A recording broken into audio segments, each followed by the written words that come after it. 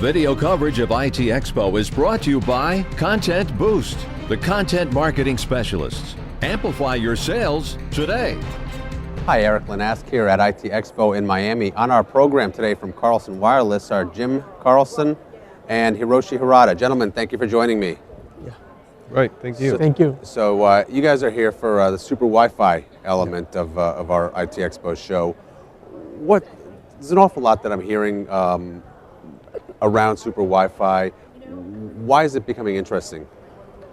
It's now in its third year of maturity, I guess you could say, and it's gone from just proof of concept and prototypes to actual deployments with some human interest stories.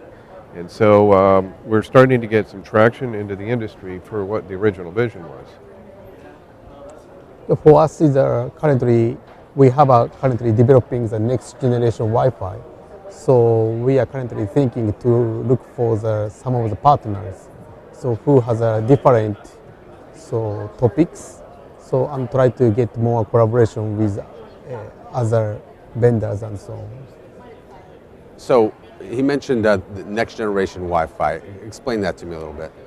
Well, from our standpoint, we've taken what originally was a Wi-Fi connection that would go 300 to 500 feet, and we're making it go 3 to 5 miles, for instance. And so we're able to backhaul, your typical Wi-Fi connection by using the UHF television frequencies that are vacant, in rural areas, and basically backhaul that from a village, that maybe has a 20,000 population to a village that has a 5,000 people population, and light that up with some hotspots for the lowest potential cost that we could come up with. So really the benefit is obviously increased access to rural areas and other underserved places, so you don't have to necessarily run as much fiber or run any fiber. Right, these are areas where it just wouldn't be today economical to put the fiber in. And we need to kickstart, some connectivity there, is our opinion. And so a lot of times there's no mobile services even, in kind of the more rural areas in Africa, in South America, in Southeast Asia, that type. Yes. Are there particular regions in the world outside of North America where this is going to have particularly important applications? Currently, Africa and Southeast Asia need such kind of application, because currently still we need to consider to reduce digital divide. So to reduce such kind of digital divide, we need to provide wireless connection, internet connection to the rural areas. So Super Wi-Fi will resolve such kind of problem, and that is, I think, very important applications.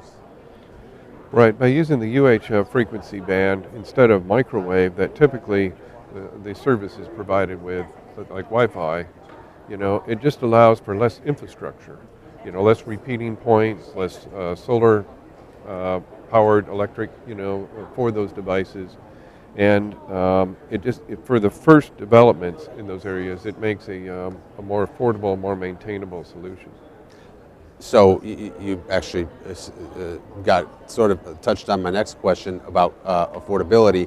Obviously, there's some, at least in served areas, there's some standards that have been set regarding pricing and availability and what you get for a certain cost. How is a service like what you're proposing going to compare cost-wise in terms of what providers are able to sell for?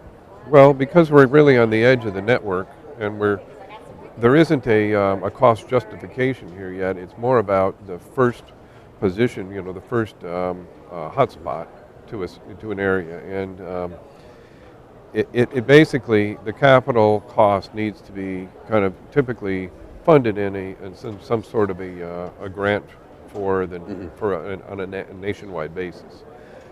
Sometimes NGOs are doing these things, and sometimes they're done by the heads of state. In Africa, for instance, we're just seeing funding from even missionary organizations to bring schools an internet connectivity point. And so, the one-time cost being funded funded from a grant, and after that point, there is no additional cost but maintenance, and so that becomes, it's really free internet that's needed there. And to give one example of a farmer who had been selling his crop, and I don't remember exactly the specific crop, let's say it was rice or something, at a certain amount per pound to a middleman, he was able then to log on to the commodity pricing that was occurring, after where the middleman sells it, and leverage a much better price point. What kind of regulatory issues are in play? So regulatory issues, you mean. So the problem is how to coexist with current licensed spectrum, because white space communication is unlicensed, license exempt communications. So that's why how to keep coexistence with licensed users. Also, we need to consider the spectrum mask. We don't have any plan to interfere with other systems. So how to reduce the transmission bandwidth and how to reduce the interference with others, that's a very big point. That's why we are thinking to have a spectrum database to manage all of the primary licensed user spectrum and unlicensed user spectrum and try to calculate such kind of interference. Then all of the database will provide the new users adequate frequency band and so on. Will these spectrum-related issues be resolved in the same manner in different countries? I think currently we are looking for the unified and common manner. That's why we are currently coming here to do a kind of keep consistency with all over the world. And what we've seen in Africa, for instance, is that some of the countries, there is a very low demand on the television channels that are out there. For instance, a few of them maybe have 4 channels, yet there's 50 available. And so it's a known quantity there that there's going to be channels, XXX available to use. And so they don't need to have a live database that manages it, but they can allocate the channels on a per geographical area basis, which is how it was used to be done in the U.S. Now, currently in the U.S., we use a database that will allocate it on the fly, so it'll know daily what's the free channel list that it won't interfere with incumbents. Are there other, or maybe I should ask differently, what are some other potential applications beyond the rural or underserved connectivity? I mean, are there, could we be looking at applications in the M2M world, or maybe building out private Wi-Fi networks, for instance, to support smart grid initiatives, to separate them from other networks for security purposes? Yeah. We have one application for the construction monitoring, or also some of the monitoring for nuclear and so on. Because Japan has some problem of the nuclear plant. So this means that currently we would like to check all of the monitoring for the nuclear level and also such kind of all of the levels. So, but we need to consider the very longer range communications for such kind of applications.